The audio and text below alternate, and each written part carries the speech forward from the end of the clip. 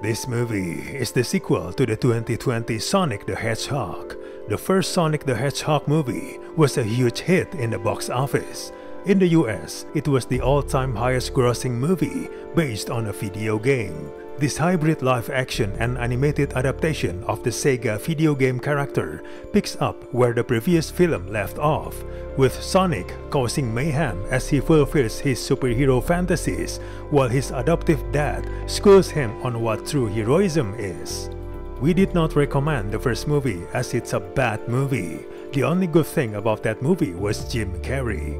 Unfortunately, this second movie is also bad. In fact, it's even worse. This follow-up runs about 30 minutes longer and amplifies the spectacle and stakes. It has frenetic action, but it's boring. There's so little of substance to this as the script is really mediocre. Much like the first movie, this movie has the hollow efficiency of a movie forced into being to sell merchandise and for product placement. This sequel continues to carry its predecessor weaknesses like the thin characters and the story's derivative nature. There's more of everything, like more humans and more CG characters, but nothing that really elevates this follow-up into anything compelling. There isn't a cohesive structure to this movie. Events jarringly happen to advance the plot along.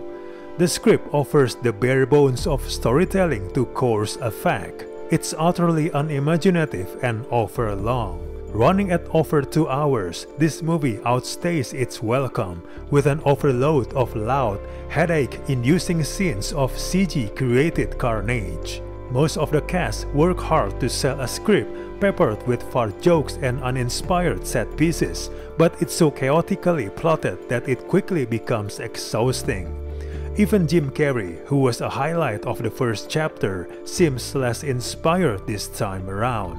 He's desperately attempting to find some subtle variation of his standard comedic style, but nobody could accuse him of phoning it in, gurning and prancing his way through the film in a vigorous effort to disguise the lack of actual jokes.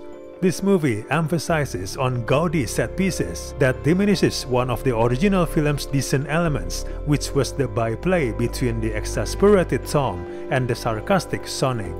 The attempts to create a father-child relationship between Tom and Sonic fizzle, and when the finale builds to a lumbering, elaborate action sequence that puts all their lives in danger, there is very little resonance from the supposed bond they share.